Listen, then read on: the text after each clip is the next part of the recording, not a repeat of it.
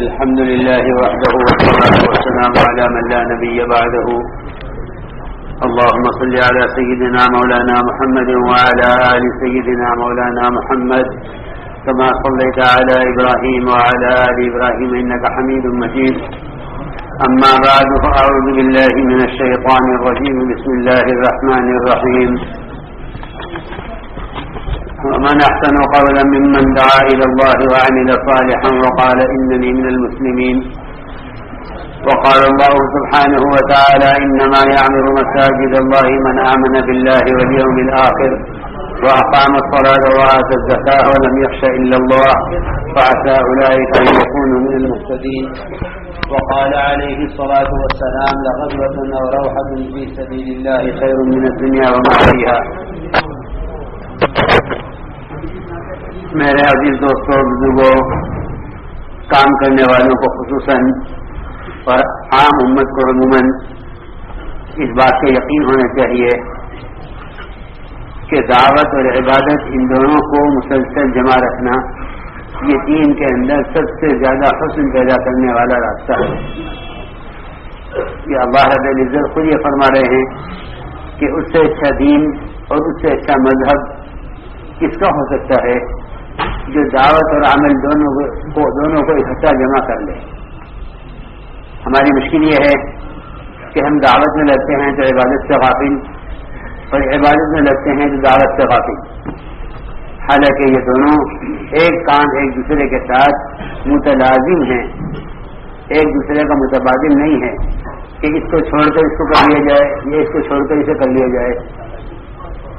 دعوت ایمان اور اعمال میں کمال پیدا کرنے کے لیے ہے. مولانا آفتاب کے منصوبات میں لکھا ہوا ہے کہ دعوت ایمان اور اعمال کی تکمیل کے لیے ہے. دعوت اور عبادت ان دونوں کو مسلسل جمع رکھنا یہ دین کو سب سے اچھا بنانے والا راستہ ہے.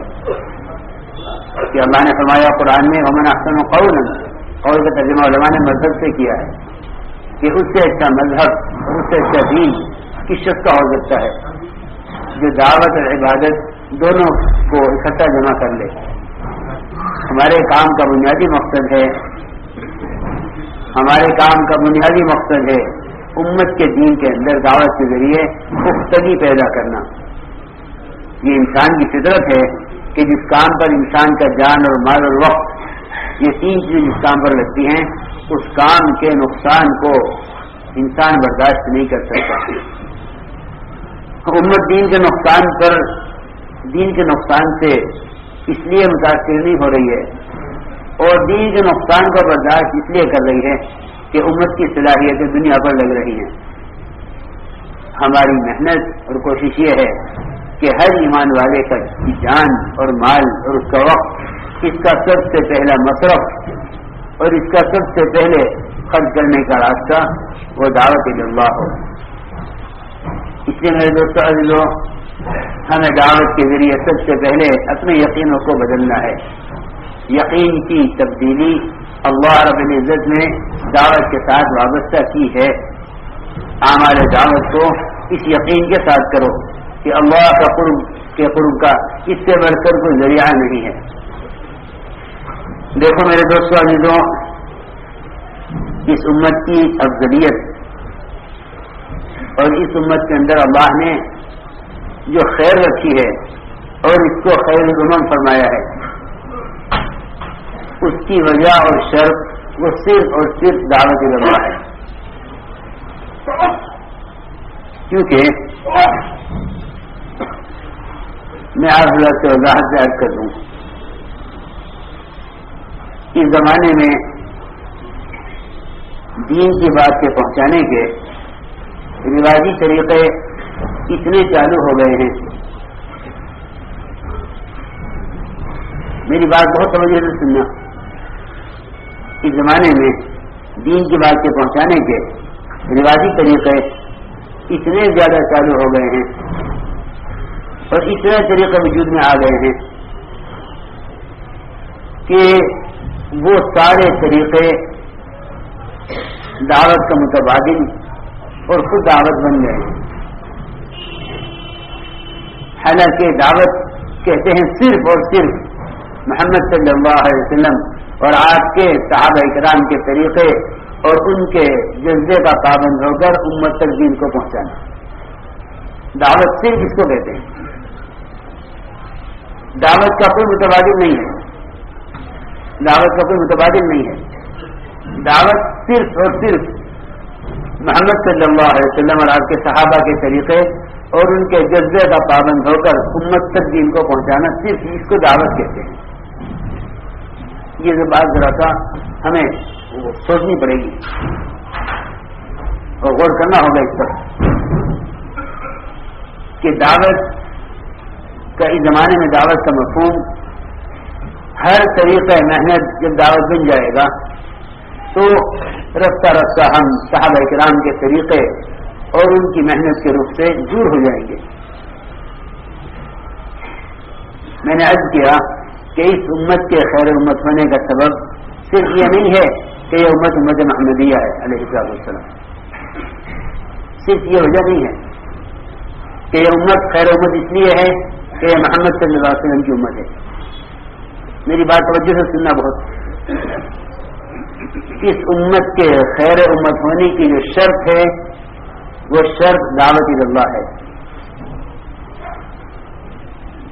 اس امت کے خیر امت ہونے کی شرط دعوت اللہ ہے، اور دعوت اللہ جسے کہتے ہیں، دعوت اللہ کہتے ہیں اللہ کے احکام کی طرف امت کو بلانا۔ دعوت اللہ کا سارے علماء نے ترجمہ کیا ہے، دعوت اللہ کا مطلب ہے دعوت الی احکام اللہ، اللہ کے احکام کی طرف بلانا۔ اچھی طرح سمجھ لینا، دعوت کا تصور اس زمانے میں یہ ہو گیا ہے کہ کسی بھی طریقے سے دعوت پہنچا دی جائے تو وہ دعوت ہے۔ اور میں آپ سے عرض کر رہا کہ اس امت کے خیر امت ہونے کی شرط وہ دعوت ہے، اور دعوت کہتے ہیں محمد صلی اللہ علیہ وسلم اور آپ کے صحابہ کے طریقے اور ان کے جذبے کا پابند ہو کر امت تک دین کو پہنچانا۔ اس لیے کوئی روایتی طریقہ دعوت نہیں بن سکتا، اور اس روایتی طریقے پر چلنے سے یہ امت خیر امت نہیں ہو سکتی۔ اس امت کے خیر امت ہونے کی شرط وہ دعوت اللہ ہے۔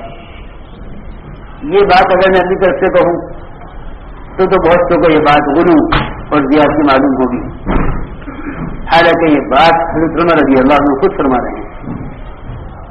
یہ بات حضرت عمر رضی اللہ عنہ خود فرما رہے ہیں کہ اگر ہم دعوت کا کام نہ کرتے، یعنی بھلائی کا حکم نہ کرتے اور برائی سے لوگوں کو نہ روکتے،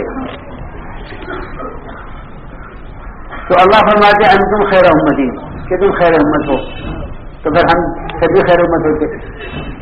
لیکن اللہ نے شرط لگا دی ہے کنتم خیر امتی، اللہ نے شرط لگائی ہے کنتم خیر امتی، یعنی فرمایا انتم خیر امتی۔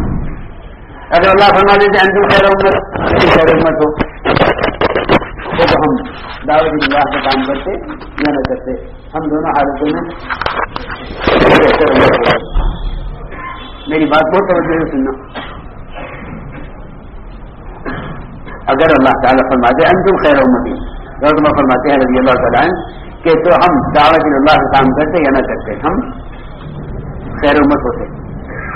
اللہ نے شرط لگائی ہے کنتم خیر امتی، کہ تم خیر امت جب ہو سکتے ہو جب تم بھلائی کا حکم کرتے رہو اور برائی سے روکتے رہو اور اللہ پر ایمان لاتے رہو، اللہ پر ایمان لاتے رہو، تو تم یہ تمہارے خیر امت ہونے کی شرط ہے۔ اللہ اکبر، آپ سوچیے تو صحیح، جو صحابہ حضرت صلی اللہ علیہ وسلم کی صحبت کے لیے چنے گئے ہیں اللہ کی طرف سے، جب وہ صحابہ دعوت اللہ کے بغیر خیر امت نہیں ہو سکتے، تو اس زمانے میں ہم دعوت اللہ کے بغیر اپنے آپ کو خیر امت کیسے سمجھ سکتے ہیں؟ کہ اگر ساری امت افضل التابعین ہو جائے ساری امت، تو ایک ادنا صحابی کے قریب نہیں پہنچ سکتی۔ اگر ساری امت کیا ہو جائے افضل التابعین کی طرح ہو جائے، تو افضل التابعین ویسا قرنی ہے، اگر ساری کی ساری امت پوری دنیا میں وہ کیسی ہو جائے، وہ ایسا کرنے جیسی ہو جائے تو ایک ادنا صحابی تک کے قریب نہیں پہنچ سکتی. یہ مقام ہے صحابہ کا، یہ مقام ہے صحابہ کا. تو آپ کو غور کریں خود کہ اس امت کے افضل امت ہونے کی شرط وہ دعوت اللہ ہے. اس لیے میں کہتا ہوں کام کرنے والوں کے دلوں میں کام کی انتہائی عظمت ہے. ہمارے درمیان جتنے فتنے ہیں، جتنے اختلافات ہیں، جو کام سے آپس کے اختلاف ہوئے جو کام سے بیٹھ جاتے ہیں، مشورے چھوڑ دیتے ہیں، یہ ساری وجہ صرف اس کی ہے کہ کام کی عظمت دلوں میں نہیں ہے. دل میں کام کی عظمت نہیں ہے. اگر امام سے کسی کو اختلاف ہو جائے یا کوئی ذاتی امام سے لڑائی ہو جائے تو نماز چھوڑنے کا تو کوئی تصور ہی نہیں کہہ سکتا کہ نماز چھوڑ دو کیونکہ امام صاحب سے اختلاف ہو گیا. کہ نہیں، اختلاف امام سے ہے، نماز سے نہیں ہے. کام کرنے والوں کے کام سے بیٹھنے کی اور کوئی وجہ نہیں ہے سوائے اس کے کہ کام کو ہلکا سمجھتے ہیں. اور یہ اللہ تعالیٰ نے ایک ادنا سے ادنا نیکی کے بارے میں بھی اللہ تعالیٰ کی سنت یہ ہے کہ جو اس کو ہلکا سمجھے گا وہ اس سے محروم ہو جائے گا. جب ایک ادنا نیکی کے بارے میں یہ فرما دیا کہ ایک ادنا نیکی کو ہلکا سمجھنا محرومی کا سبب ہے، تو سارے انبیاء علیہ السلام کی مشترکہ محنت کو ہلکا سمجھنا کتنی بڑی محرومی کا سبب ہوگا، کتنی بڑی محرومی کا سبب ہوگا. اس لیے سب سے پہلے تو دلوں کے اندر کام کی عظمت پیدا کرو، اپنے دلوں میں کام کی عظمت پیدا کرو. اور دیکھو بھائی اپنے کام کو سنت کی طرف لاؤ، اپنے کام کو سنت کی طرف لاؤ. اس طرح حضرت اکرم صلی اللہ علیہ وسلم کی سنت عبادت ہے کہ آپ کے طریقے پر نماز ہی نماز ہے. جو نماز آپ کے طریقے پر نہیں ہے تو نماز نہیں کہلائے گی، پکی بات ہے. فرمایا صلو کما رأیتمونی اصلی، کہ یہ نماز آپ کی نماز ہے. جس طرح آپ کی عبادت کا طریقہ متعین ہے اور آپ کی عادت اور ضرورت کے پورا کرنے کا طریقہ متعین ہے، بالکل خدا کی قسم اسی طرح آپ کا طریقہ دعوت بھی متعین ہے. وہ طریقہ دعوت نہ میں بناؤں گا، نہ آپ بنائیں گے، نہ کوئی کام کرنے والا کوئی تجربہ کار بنائے گا. وہ کام کے طریقہ کار بھی آپ نے بتلا دیا کہ دعوت کا طریقہ کار یہ ہے. اس سارے طریقہ کار کو سیرت سے سمجھو، سیرت سے بیان کرو. طریقہ کار کو سیرت سے بیان کرو کہ کام کے ذریعے سب سے پہلا تقاضا اور کام کے ذریعے سب سے پہلی ضرورت کہ وہ اپنے یقینوں کی تبدیلی ہے. یقینوں کی تبدیلی ہے. سب سمجھتے تھے جس چیز کو بندے پیدا کرنا چاہتے ہیں اس کی دعوت دوسروں کو دو. جس چیز کو اپنے اندر پیدا کرنا چاہتے ہیں اس کی دعوت دوسروں کو دو. ہم دعوت کے ذریعے سب سے پہلے اپنے یقینوں کو بدلنا چاہتے ہیں. اس یقین کی تبدیلی کے لیے مسجدیں بنائی گئی ہیں. یقین کی تبدیلی کے لیے مسجدیں بنائی گئی ہیں کہ گشتوں کے ذریعے لوگوں کو ان کے ماحول سے نکالو اور مسجد میں ایمان کے حلقوں میں جوڑو تاکہ مسجد کا ماحول ان کے دلوں کے یقین کو درست کرے اور مسجد کا ماحول اور مسجد کا اعمال ان کے دلوں کو دین کے لیے نظم کرے. تو یہ بنیاد ہے ہمارے کام کی کہ گشتوں کے ذریعے لوگوں کو بگڑنے کے ماحول سے بننے کے ماحول میں لے کر آنا. کہ دعوت کے ذریعے سب سے پہلے یقین کی تبدیلی ہے اور یقین کی تبدیلی کا طریقہ صحابہ کرام کا یہی ہے جو میں عرض کر رہا ہوں. کہ یہ یقین کی تبدیلی کا طریقہ ہے. ہمارا کام تو سیرت کے تابع ہے. ہمارا کام ہمارے تابع نہیں ہے. ہمارا کام ہمارے تابع نہیں ہے. ہمارا کام سیرت کے تابع ہے. ہاں یہ کوئی تجربات کرنے کی تحریک نہیں ہے کہ لوگوں کے تجربات سے کام چل رہا ہے. کہ یہ کام لوگوں کے تجربات سے نہیں چلے گا، یہ کام تو صحابہ کی سیرت سے چلے گا. سیدھی بات ہے. اس لیے ہمیں روایتوں میں صاف طور پر ملتا ہے کہ صحابہ ایمان سیکھنے کو مستقل کام سمجھتے تھے. کام کرنے والوں کی نظروں میں یہ کام ہلکے ہو گئے ہیں اور تقریریں اور مشورے اور پروگرام بڑے ہو گئے ہیں. جی ہاں، اب گشتوں میں ملاقاتوں میں اس میں طبیعت نہیں چلتی. سب باتیں ہر سمجھتے تھے کہ جب کام کرنے والے بنیادی اعمال چھوڑ دیں گے تو ان کے درمیان وہ فتنے پیدا ہوں گے جس کا کوئی حل نہیں ہوگا. ان کے درمیان وہ فتنے پیدا ہوں گے جن کا کوئی حل نہیں ہوگا، سوائے اس کے کہ یہ کام چھوڑ کر بیٹھ جائیں. اس کے علاوہ انہیں کوئی حل نظر نہیں آئے گا. کیونکہ اس کام میں چلانے والی جو بنیادی اعمال ہیں، یہ بنیادی اعمال ہیں کہ گشت تو ریڑھ کی ہڈی کی طرح ہے. گشت کی طرح ہے ریڑھ کی ہڈی، کہ ریڑھ کی ہڈی کی وجہ سے سارے اعضاء حرکت کرتے ہیں. ورنہ کی ریڑھ کی ہڈی میں نقصان ہو جائے کہ اس کا پورا بدن مفلوج ہو جاتا ہے. پانی اسی کو ہوتا ہے کہ ریڑھ کی ہڈی میں ختم ہوئی ہو، پیشاب اور پخانہ اور نقل حرکت سب ختم، انسانی بنیادی ضرورتیں ختم ہو جاتی ہیں ریڑھ کی ہڈی کا متاثر ہونے سے.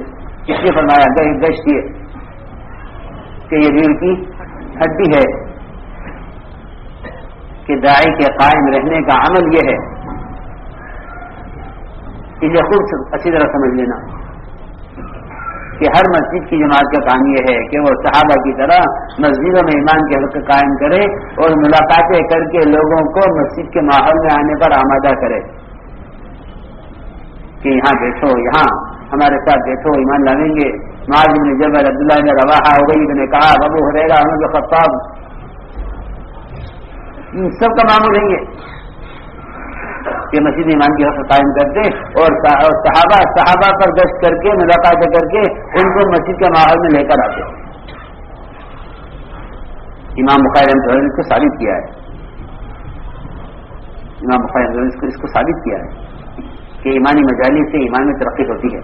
اس کو ثابت کیا ہے امام بخاری رحمۃ اللہ نے، اور معاذ بن جبل کے عمل سے ثابت کیا ہے کہ معاذ رضی اللہ تعالیٰ عنہ مسجد میں ایمان کے حلقے قائم کرتے تھے.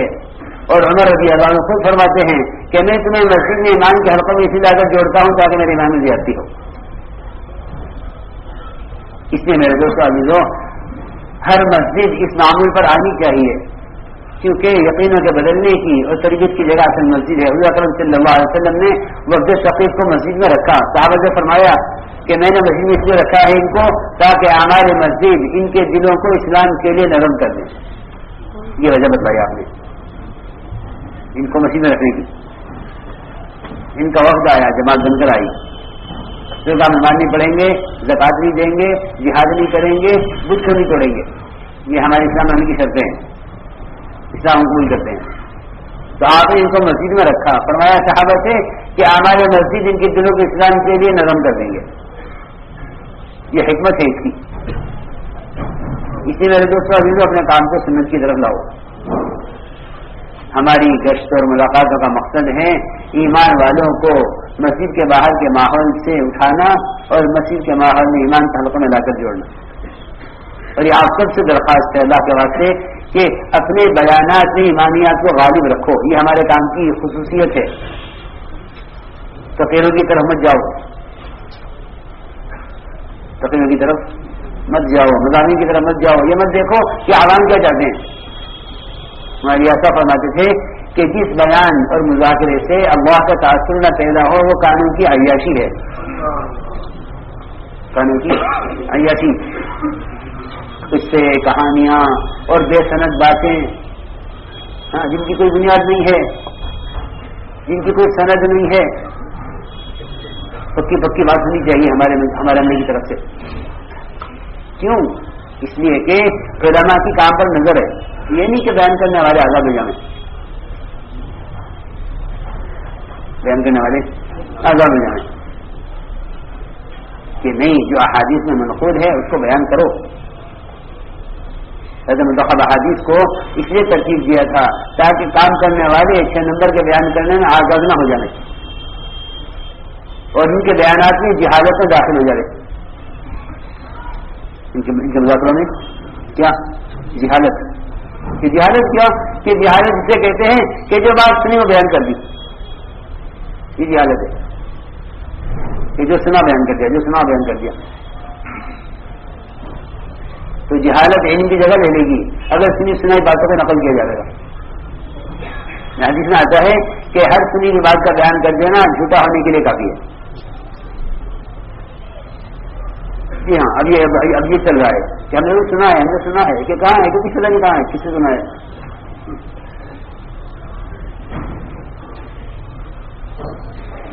تو میں نے عرض کیا کہ اپنے کام کو سنت کی طرف لاؤ, اپنے کام کو سنت کی طرف لاؤ. تو ہمارے بیانات میں ایمانیات غالب ہونی چاہیے. ہمارے ایسا فرماتے تھے میں نے اس کام کا نام کوئی نہیں رکھا, اگر نام رکھتا تو اس کا نام تحریک ایمان رکھتا. کہ محنت اپنے یقینوں کو بدلنے کے لیے ہے. اس لیے ہمارے مذاکروں میں ایمانیات غالب ہوں. جم کر اس کی دعوت دیا کرو کہ کرنے والی ذات اللہ کی ہے, کیونکہ ساری نیکیوں کا مدار توحید پر ہے, اور اللہ کی توحید کو بیان کرنا بذات خود مطلوب ہے. اللہ کی توحید کو بیان کرنا بذات خود مطلوب ہے. علماء نے لکھا ہے کہ احکام کا علم عمل کے لیے ہے, اس سے فراغت ہو جائے گی.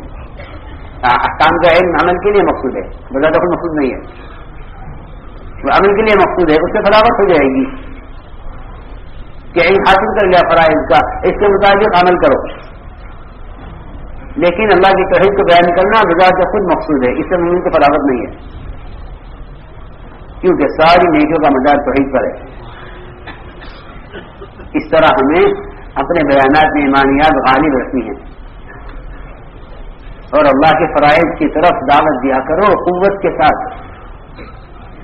دائی کے اندر اعمال سے کامیابی کا اتنا یقین پیدا ہوگا جتنی وہ عمل کو اسباب کے مقابلے میں قوت سے پیش کرے گا, جتنا وہ اعمال کو اسباب کے مقابلے میں قوت سے پیش کرے گا. یہ ہمارا کام ہے کہ اعمال کو اسباب کے مقابلے میں قوت سے پیش کرو. اعمال کو اسباب کے مقابلے میں قوت سے پیش کرو, کیونکہ ہمارا موضوع ہے یہ کہ اللہ کی قدرت وعدوں کے ساتھ ہے, وعدے حکموں کے ساتھ ہے, اسباب کے ساتھ قدرت بھی نہیں ہے, وعدہ بھی نہیں ہے. یہ پکی بات ہے. وعدے اور سبب کہیں نہیں ملے گا. ہاں, سارے وعدے اعمال کے ساتھ ملیں گے, سارے وعدے اعمال کے ساتھ. تو ایک حال یہ ہے کہ فرائض کو امت میں پیش کرو اسباب کے مقابلے میں, فرائض کو قوت کے ساتھ پیش کرو, کیونکہ اللہ کے فرائض کی طرف دعوت دینا یہ اسلام کے بعد, کفر کے بعد سب سے, اسلام کے بعد سب سے اونچا کام ہے. اللہ کے فرائض کی دعوت دینا, اللہ کے فرائض کی دعوت دینا. میں بار بار کہتا ہوں ساتھیوں سے کہ اتنے گشت میں جو جس حال کا بھی مل جائے, گندے سے گندا, ناپاک سے ناپاک, جاہل سے جاہل, برے سے برا آدمی, تم کوشش کر کے اس سے فرائض فریضہ ادا کروا لو. کوشش کر کے اس سے فرائض ادا کروا لو. تمہیں کسی حال کا بھی آدمی ملے, مسجد کی طرف ہر شخص کو لے کر آؤ, کوئی بھی ملے. ہاں, یہ نہیں کہ مسجد میں آنے کا قابل ہے یا نہیں ہے. میں تو عرض کر چکا کل بھی کہ ایک مسلمان کا مقام بیت اللہ سے اونچا ہے, پھر کسی مسلمان کا مسجد میں آنے کے لیے کیا رکاوٹ ہے؟ ساری مسجدوں کا رخ کدھر ہے؟ بیت اللہ کی طرف. ساری مسجدوں کا رخ بیت اللہ کی طرف ہے, اور ایک عام مسلمان کا مقام بیت اللہ سے اونچا ہے. جی ہاں, حدیث میں ہے, صحیح روایت ہے. تو پھر ہر مسلمان کا مسجد میں جانے میں کیا رکاوٹ ہے کہ نہیں یہ مسجد آنے کے قابل نہیں ہے؟ کہ کیوں؟ یہ تو بیت اللہ سے بھی افضل ہے, یہ تو بیت اللہ سے افضل ہے, پھر اس کے مسجد میں آنے میں کیا رکاوٹ ہے؟ اس کے زمانے میں تو مسجد کی جماعتیں اپنے ساتھ پابند رکھتی تھی کہ بھائی کوئی آئے وہ کپڑے ناپاک ہیں کہ لو یا پاک کپڑا لو, نماز پڑھو. ابھی میں اس میں کیا بتاؤں, مجھے اس کا غم ہے کہ کام تنظیم بن گیا ہے. کیا بن گیا کام؟ تنظیم. جی ہاں, مشورہ ہو گیا, نکل گئے, دو چار سے ملاقات کی، دو چار باتیں کی گھروں پہ بیٹھ کے یا دروازوں پہ یا راستوں میں، اور اپنے دفتروں کو چلے گئے اور اپنے دکان والے دکانوں کو چلے گئے اور ہو گیا کام. حالانکہ حدیث قدسی ہے، من اتانی ماشیا اتیتہ ہرولۃ، جو میری طرف چل کر آتا ہے، میں اللہ فرما رہے میں دوڑ کر آتا ہوں، اس کی طرف دوڑ کر آتا ہوں.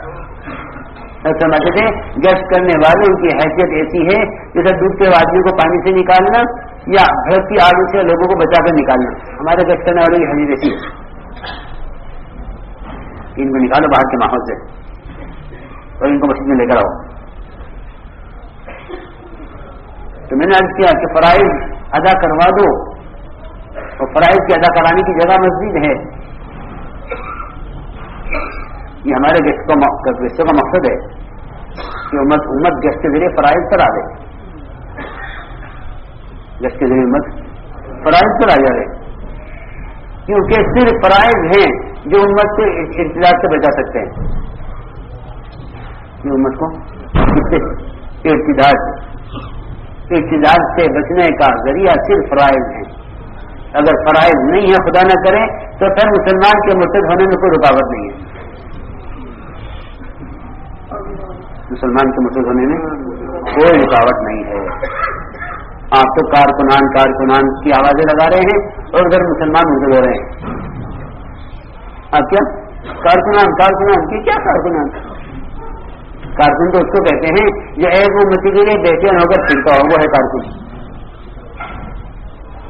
ایک امتی کے لیے بے چین ہو کر پھرے وہ ہے کارکن. یہاں کارکن وہ ہو گئے جو فیصلے کریں بیٹھ کر، جی، اور جو مشورے کریں، جو بیان کریں، وہ کارکن. حالانکہ خدا کی قسم سب سے زیادہ اللہ کے قریب وہ کام کرنے والا ہے جو اللہ کے سب سے زیادہ خط محفوظ بندوں کے پاس ہے. وہ اللہ کے سب سے زیادہ قریب ہے، وہ اللہ کی سب سے زیادہ قریب ہے. کیونکہ اللہ کو اپنے بندے سے سب سے زیادہ محبت ہے جو اللہ کے ان بندوں کے پاس جا رہے جو سب سے برے حال میں ہے. اسے مسلم فرماتے تھے کہ دعوت اللہ سے بڑھ کر اللہ کے قرب کو ذریعہ نہیں ہے. لوگ اس کو سمجھتے نہیں ہیں. یہاں سے بات بڑھ گئے، غلو ہو گیا. دیکھو جی، یہ تو کہتے ہیں کہ یہ کام کرنے والا ہی افضل ہے، کیونکہ وجہ معلوم نہیں ہے افضلیت کی. جی ہاں، یہ غلو کہتے ہیں نا، یہ صحیح یہاں سے بنایا غلو. جی ہاں، کیونکہ وجہ معلوم نہیں ہے نا. ابھی آخر حدیث یہ پڑھی گئی ہے کہ اللہ کے راستے کے جہاد سے بڑھ کر اللہ کے قرب کا کوئی ذریعہ نہیں ہے. ابھی تو سنیے اپنے حدیث، سنیے نہیں حدیث. اسی کیا کہتے ہیں لوگ کہ دیکھو بھائی یہ غلو کر رہے ہیں تبلیغ والے. یہاں کے کہتے ہیں کہ اللہ کے قرب کا دعوت سے بڑھ کر کوئی ذریعہ نہیں ہے. نہیں، آپ ذرا اس کی گہرائی میں جانیں اور سوچیں کہ انبیاء علیہ السلام کس درجے سے کہاں اتر کر دعوت دیتے ہیں، کہاں معراج کی بلندی اور کہاں پائے کے پتھر. آپ غور کریں،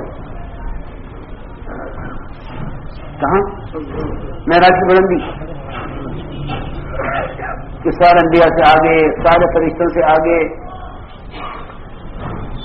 اور کہاں پائے کے پتھر. دیکھو اريد في الله ما لم يرد احد، جو اس راستے میں جتنی تکلیف برداشت کرے گا اللہ کی مخلوق کے لیے، اللہ کا اتنا زیادہ قرب حاصل کرے گا. یہ اس کی بات اصل میں. اور کام کا بن گیا تنظیم. جی ہاں، اور آپ اپنی تنظیم کے بارے میں یہ باتیں کریں تو واحد بات ہے کہ لوگوں میں غلو ہے. تو کیا کہیں گے؟ غلو ہے. جی ہاں، اللہ کے راستے میں نکل کر عبادت کا درجہ حرمین کی عبادت سے اونچا رکھا ہے. حرمین کی عبادت سے کہ مکہ مدینے کی عبادت سے اللہ کے راستے میں نکل کر عبادت کا درجہ اتنے اونچا رکھا ہے. کیوں؟ تاکہ فرائض بحیثیت امت کے زندہ ہوں. جو جیسا فرماتے تھے کہ اپنی ذات سے عبادت کرنے والا دین کا مددگار نہیں ہے.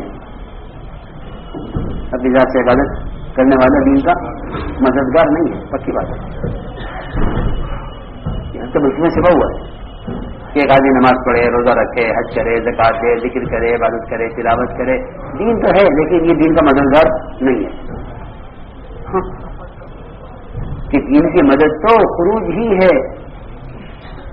کیوں اس میں آپ نے کیوں منحصر کر دیا دین کی مدد خروج ہی ہے؟ اس کی وجہ یہ ہے کہ انسان کے علاوہ کوئی مشین عمل پیش کرنے والی نہیں ہے.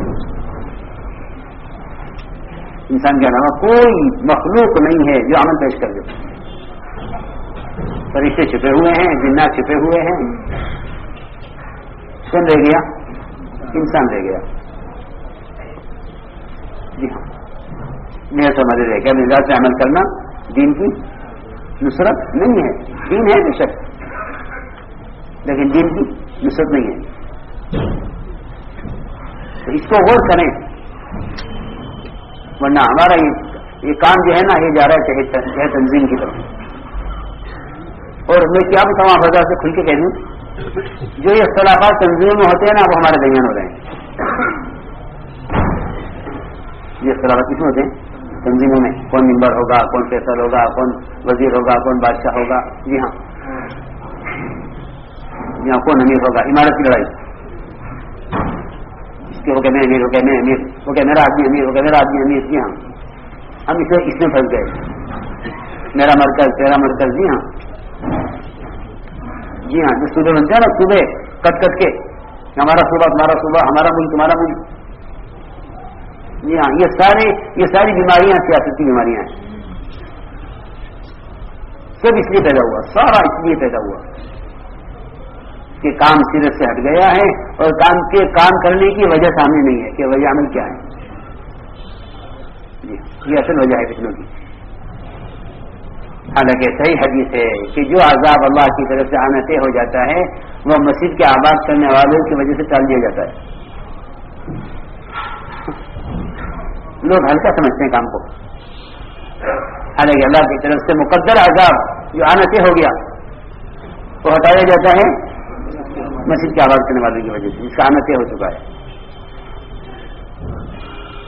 تو میں آپ سے بہت بنیادی باتیں کر رہا ہوں، موٹی موٹی، تاکہ اندر احساس پیدا ہو اس کا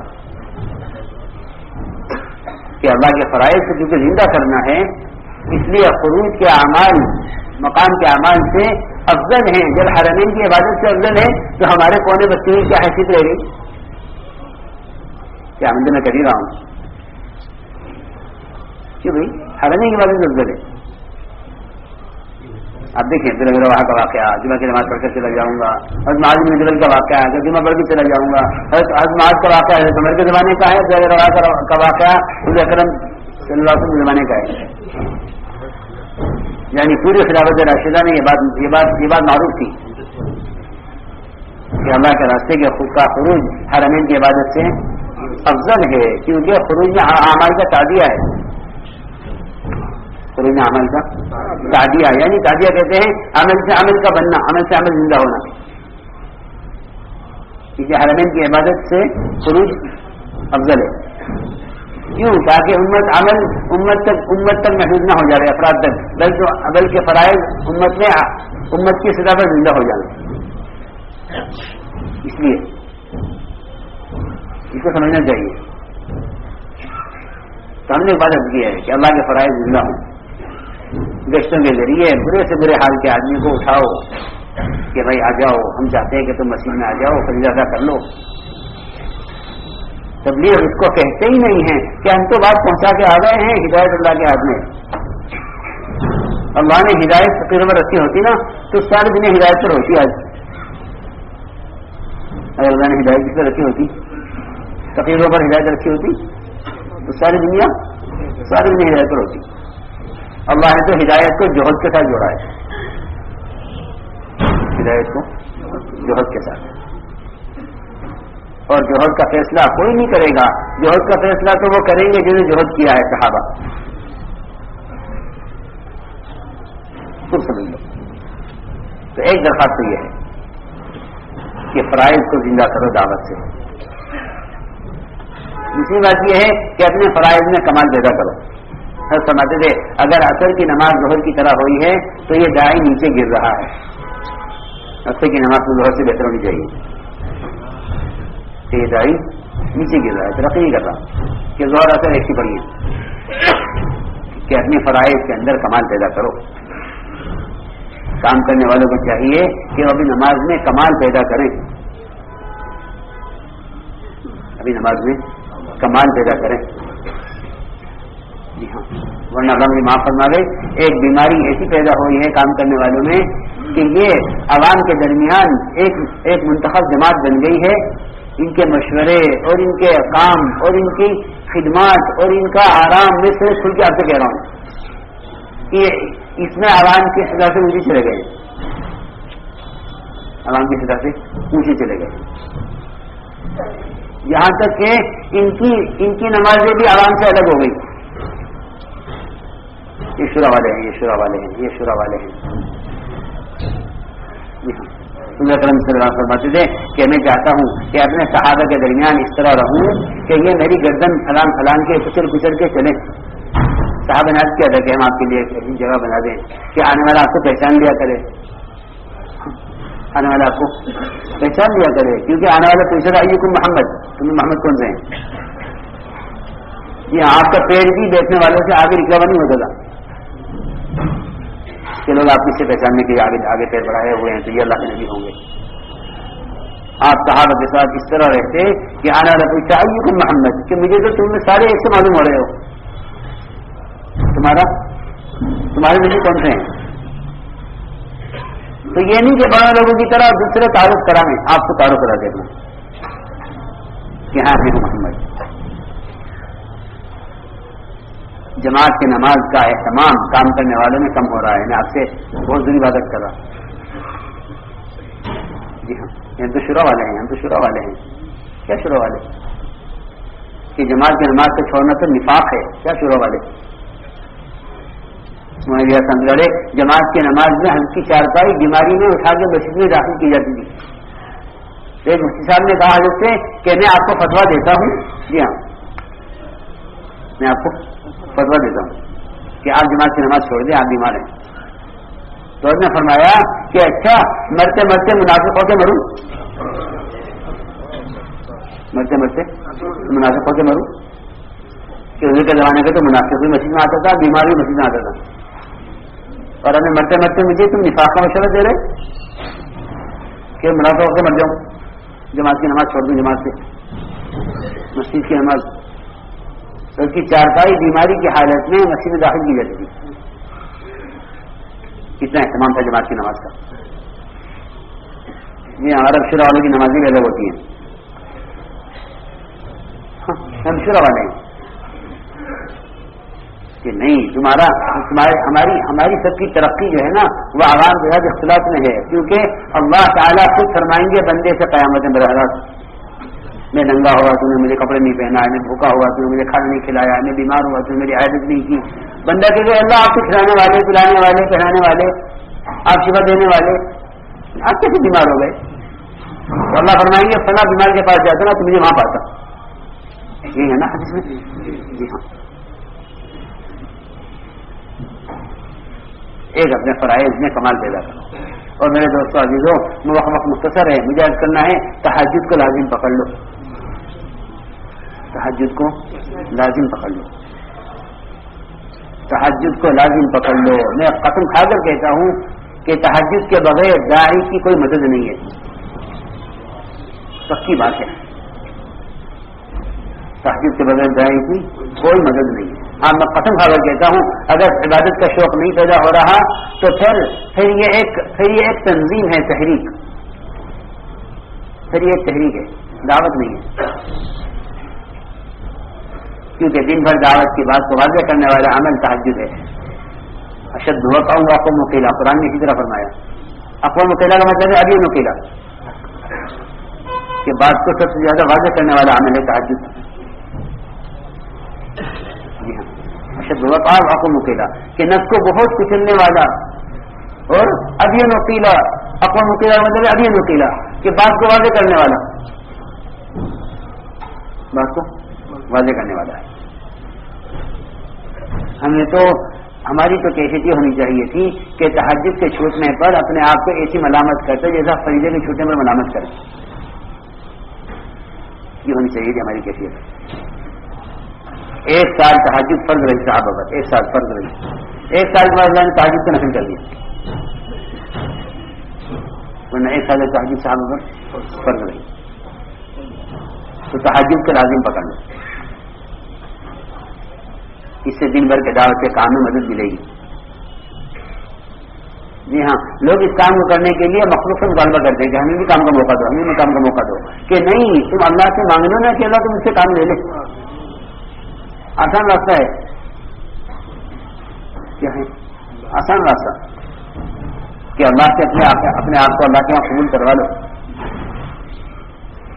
ورنہ نہیں جی, میری بات آپ یاد رکھنا کہ اگر اس کام کے کرنے والوں میں عبادت کا شوق نہیں ہے تو پھر استدراج کا خطرہ ہے. اس کا خطرہ ہے استدراج. استدراج کسے کہتے ہیں معلوم ہے؟ استدراج کہتے ہیں بندے کا اس طرح گمراہ ہونا کہ وہ اپنے آپ کو ہدایت سے سمجھ رہا ہو. بندے کا اس طرح گمراہ ہونا کہ وہ اپنے آپ کو ہدایت سے سمجھ رہا ہو. میں بہت بڑی باتیں کر رہا ہوں کیونکہ مجھے نظر آ رہا ہے کہ کام کرنے والے, اللہ مجھے معاف فرماوے, کہ کام کرنے والوں کی سطح نیچے جا رہی ہے. عبادت میں, ذکر میں, تلاوت میں, تہجد میں نیچے جا رہی ہے, بہت نیچے جا رہی ہے. ان کے درمیان کی اختلافات کی وجہ یہی ہے کہ اللہ کے تعلق کے بغیر کام کر رہے ہیں.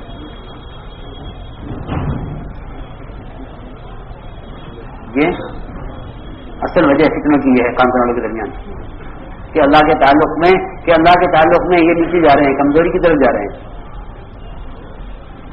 ان کے درمیان کے اختلافات کا اور کوئی سبب نہیں ہے. جی ہاں, تو لوگ کہتے ہیں غیروں کی اسکیم ہے کہ انہوں نے اختلاف پیدا کر دیا.